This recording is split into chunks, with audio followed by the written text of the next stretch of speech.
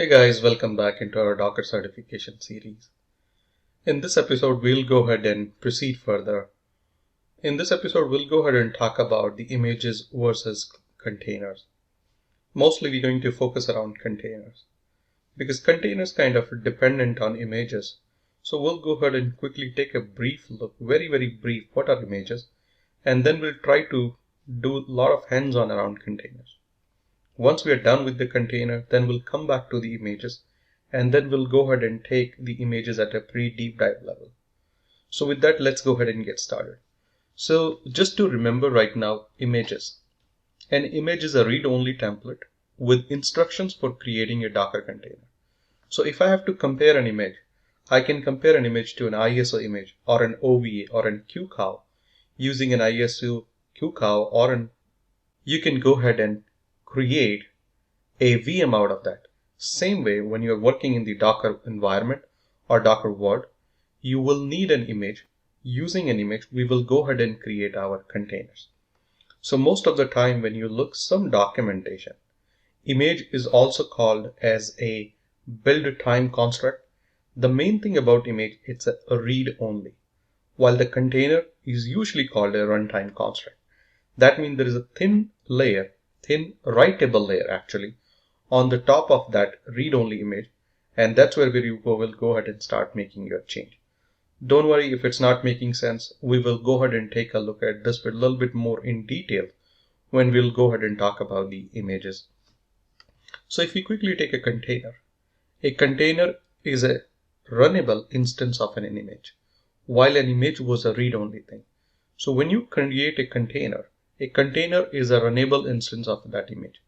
So because now it's a runnable, that means you can create, start, stop, move, or delete a container. And we can do that using the Docker API or the CLI. CLI means the Docker command. Using that, we can go ahead and do that.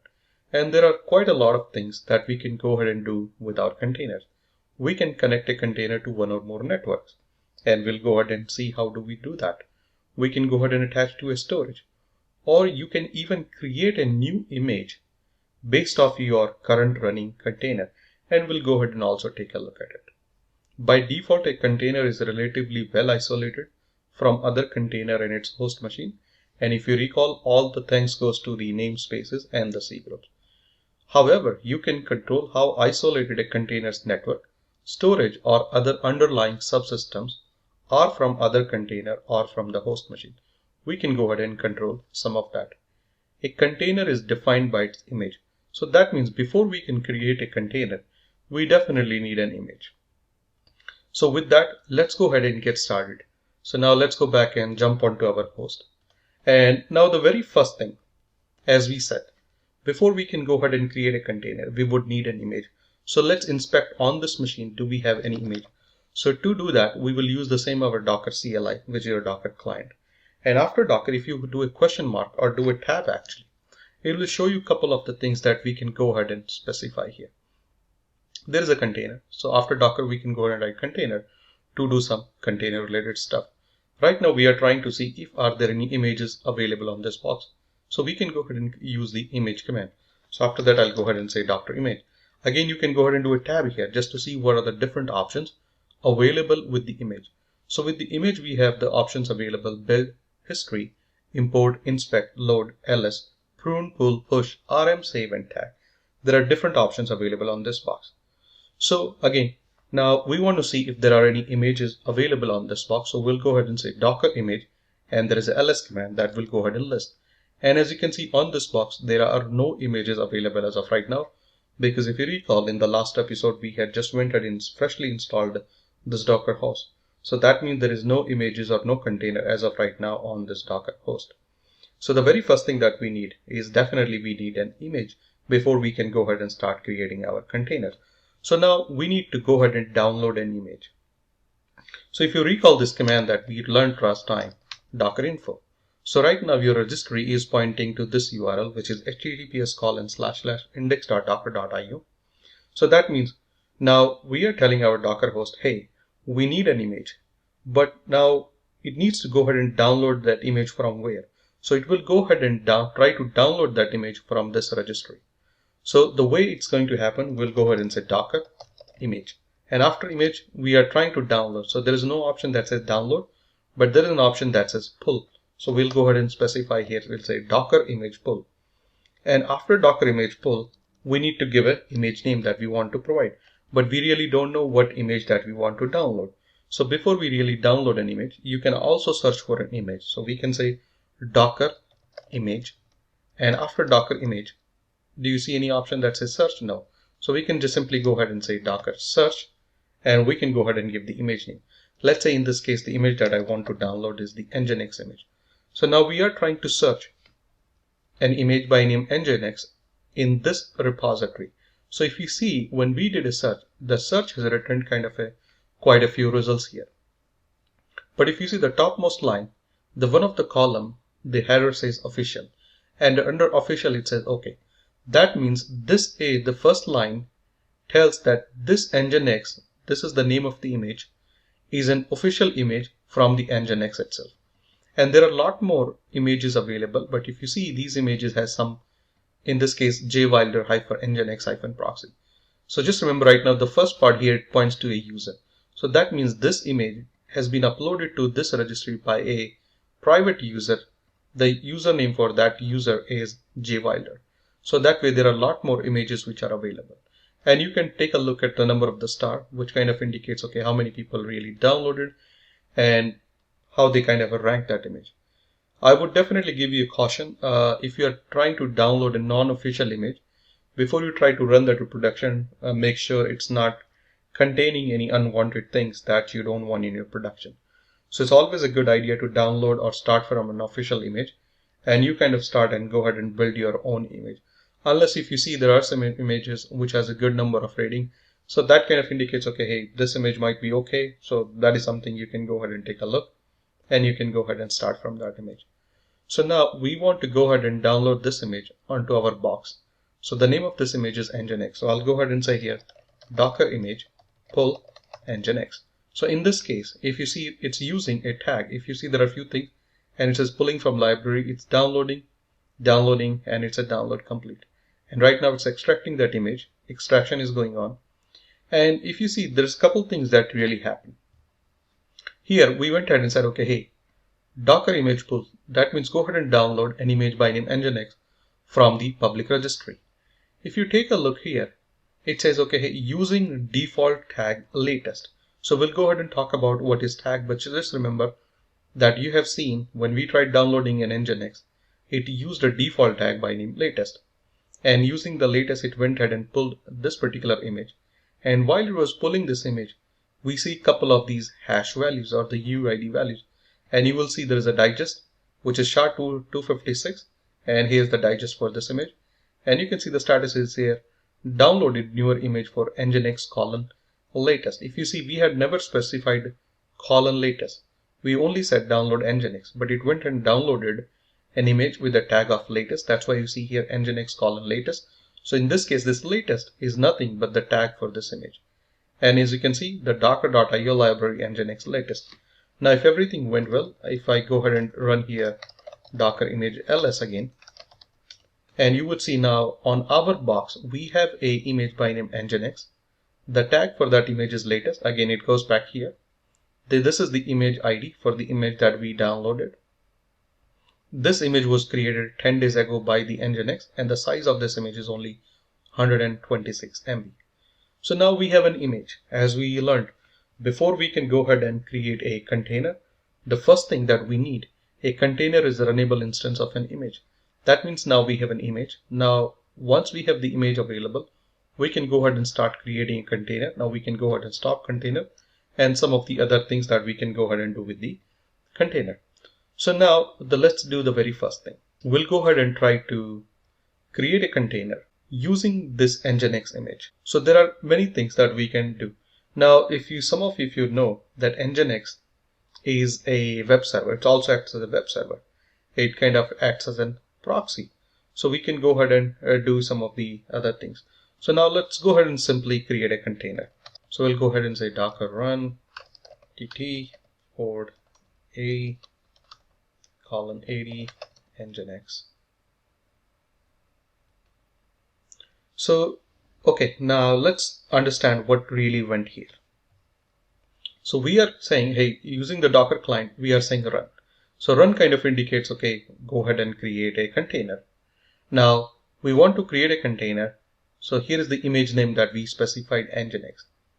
With that D and T we are saying, now with the D we are saying run this container in detached mode, and T is indicating associate a TTY, a terminal. We'll go ahead and talk about that -p8080 a little later. But if you see, when you ran this command, it went ahead and spit out this pretty long digest for you. So this digest is nothing but the UUID. This is a unique UUID that is being assigned to every container that you go ahead and spin up. Now we want to see how many containers are running, whether this container is up and running or not. So we can go ahead and use the Docker container. With the Docker container, there are quite a few commands that we can use. There is attach, commit, ls, and some of the other things. So now let's go ahead and simply say Docker container ls. So now you can see, hey, we have a container. This is the container ID. If you see, that's the long one, and this is the short container ID. So we have a container. That's the container ID. This container is created or created from Nginx image, and the command this container is running, that is the default command this container is running, how long ago this container was created, what is the current status of this container, and we'll talk about what is this port. But if you take a look at the names, because during the creation of this container we have not specified any name, so the Docker engine or the Docker server automatically assigns a funny names, or pretty, I would say, pretty creative names to these containers. And in this case, the name of this container is Wizardly Hypatia. So that's how we can see what is happening with our container. There are a few other options that we can go ahead and try with the container. So you can go ahead and say container PS, and it would kind of list you pretty much the similar information. We can also go ahead and say PS-A. We'll go ahead and explore some of these options. What is that? A indicates? A indicates that all, no matter if the container is running, stopped, or in what state, just go ahead and simply list all those containers for us. So we can go ahead and make use of the PS-A option in this case. So now our container is running. Now let's quickly talk about this -p option. So with this -p option, we are saying, okay, we are specifying a port. So when we configure a port here, we are saying, okay, on my host, the port 80 is being mapped to the port 80 inside my container. That's why if I go to my host colon, the port 80, it would redirect me inside the container's port 80. And if it's not making sense, don't worry. We'll go ahead and expand or take a look at some of these things a little bit later in detail. Now, if you see this container's current state, we just realized that it's been up and running right now. So there are a few things that we can go ahead and do a container, as we talked about earlier. You can go ahead and stop a container. You can go ahead and restart a container. You can go ahead and delete a container. So now let's go ahead and try stopping this container. So we can go ahead and say Docker container. And after Docker container, as we said earlier, we can go ahead and do what? There is a stop, there is a start, and there are a few other things. So just simply go ahead and say stop. After the stop, we can provide two options. Either we can give a container ID, or we can go ahead and specify the name of the container. So let's go ahead and specify the container ID that we want to stop. So now, just to confirm what is the status, again, we can go ahead and make the Docker container ls. So right now, if you do ls, it doesn't show you anything, because the container ls only shows you the running number of containers. Right now, we don't have any container which is running. If you want to see a list of all the containers, we can use the ps command. And if you remember, in the ps, we had learned the option that says -a, all the containers. And as you can see, it clearly says, okay, hey, this container was exited around like 26 seconds ago. And this was created 4 minutes ago. And this is the name of this container. If you want to start this container, we can go ahead and simply say again, Docker container start, the name of the container or the ID of the container. So just simply go ahead and let's copy paste this container ID, because this is the container we want to start. Okay, my bad, I did a typo here. Let me remove this extra 4 and let's start right now. So if you go ahead and do again Docker container ls, so you would see, okay, hey, this container is again up, and it's been up only from last 10 seconds. So that's how you can just simply go ahead and stop a container and do some of the other things. Now, if you remember, when we created this container, we had not specified a name.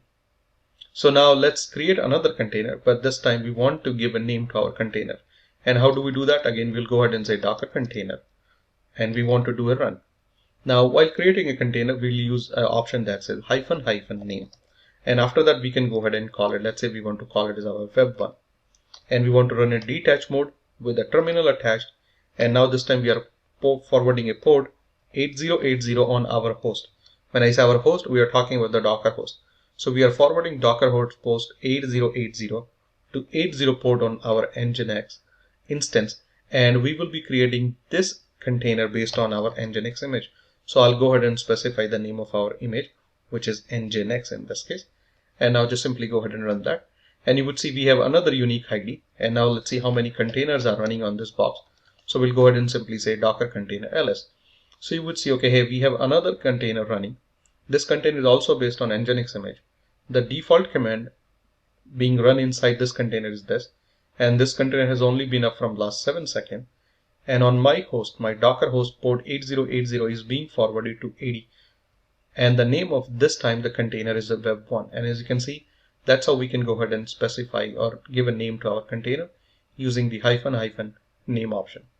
So now, because we are doing a port forwarding, if I go to this machine's IP address and type the port number 8080, we should get redirected to the Nginx, which is running inside this container. So now just simply let's go ahead and do that. So I'll go back to my browser and I'll go ahead and say 172.25.23.51.8080. So now in this case, if you see it's a welcome to Nginx. So what's happening? We are typing the IP address of our Docker host and we give the port number 8080. And as you can see, the 8080 port on our Docker host is mapped to the port 80 inside this Docker container. That means the traffic is being redirected. When we go to port 8080, the 8080 traffic is getting redirected to port 80 of this particular container. If I go ahead and type 80, that means this traffic is going to this particular container. We can go ahead and verify that. Instead of 8080, let me go ahead and say 80. And now it's the same Nginx because both are running the same Nginx as the server. Now we can again go ahead and do what? We can go ahead and start, or we can go ahead and stop this particular container if we'd like to do. So let's go ahead and try that this time using the name. So we'll go ahead and say Docker container stop, and we are giving the name of the container. The name of the container is web1. So if you go ahead and try the command here, Docker container ls. So in the Docker container ls, it only shows you the running containers. Again, with the ls, you can go ahead and give the option of -a. It will also list all the containers. So you can use the ls or you can use the ps option. And you can see this particular container, we just exited this particular container. And the name of the container is web1. We can go ahead and simply start this container if you like using the start options. Let's say once we are done with the container, we can also go ahead and delete those containers permanently using the docker rm command. So let's go ahead and delete this container by name web1. So I'll go ahead and say Docker container, and we'll go ahead and say option rm web1. So now just to confirm whether this container got successfully deleted or not, we'll go ahead and do ls-a, and as you can see in the -a option, we don't see this web1 anymore because we just went ahead and simply deleted this container permanently from this box.